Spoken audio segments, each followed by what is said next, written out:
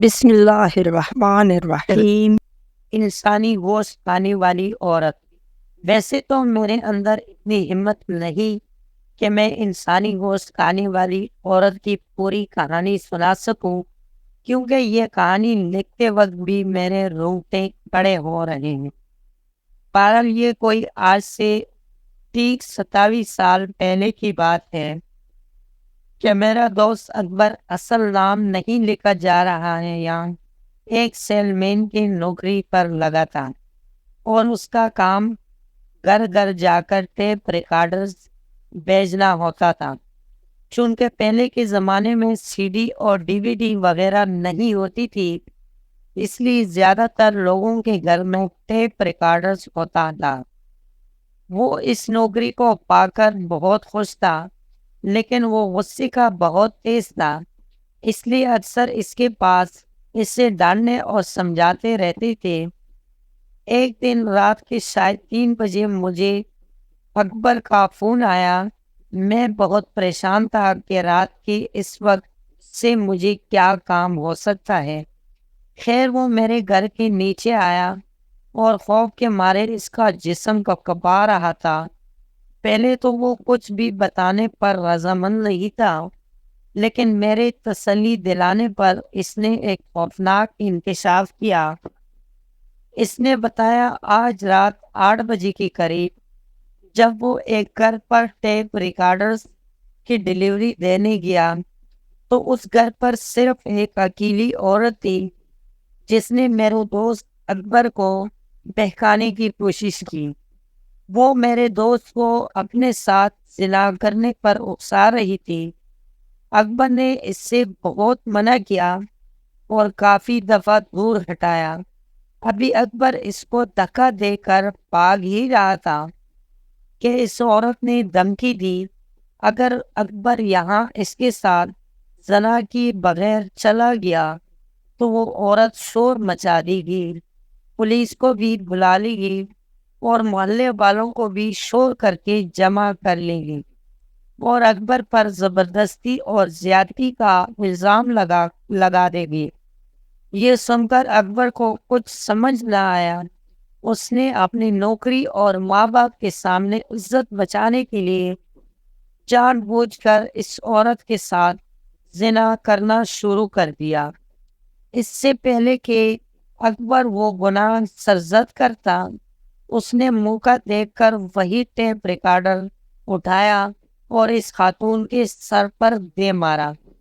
جب تک اکبر کو اس کی موت کا یقین نہ آیا، وہ مسلسل اس عورت پر وار کرتا گیا۔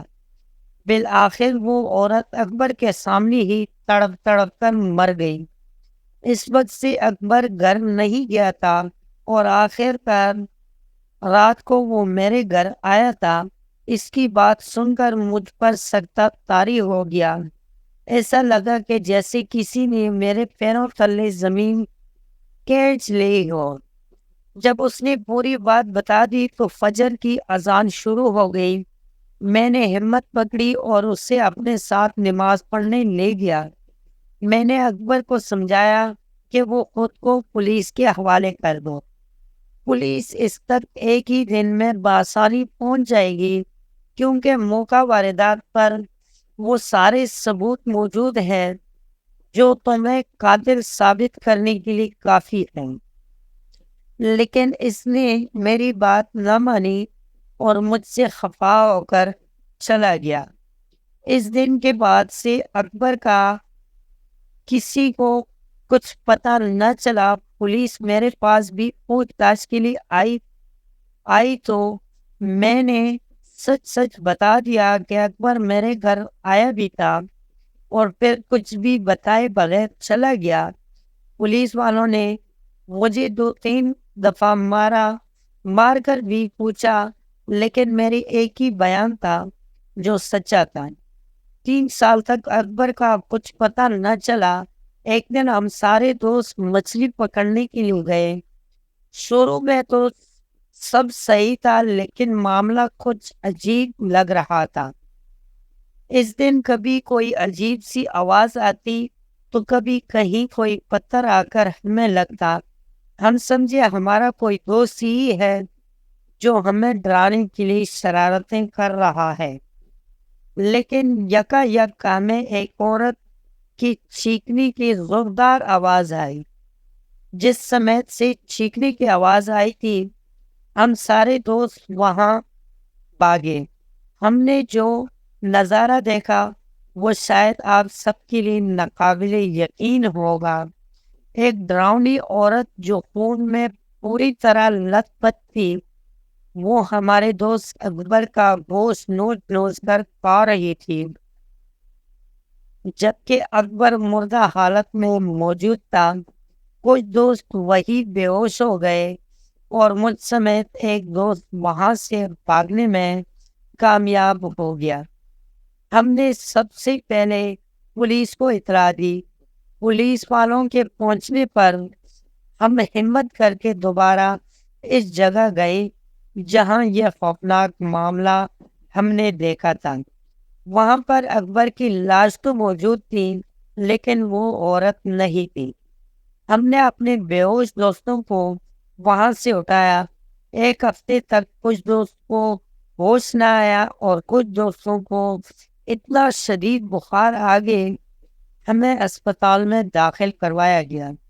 پولیس کے مطابق پولیس کو کسی جانور نے حملہ کیا ہے، لیکن ہم نے جو دیکھا تھا اس پر آج تک کسی نے یقین نہیں کیا۔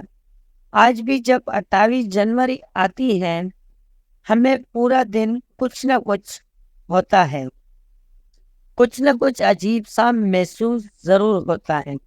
دوستوں، آج کی ویڈیو آپ کو کیسی لگی؟ امید ہے کہ ویڈیو پسند آ رہی ہوگی۔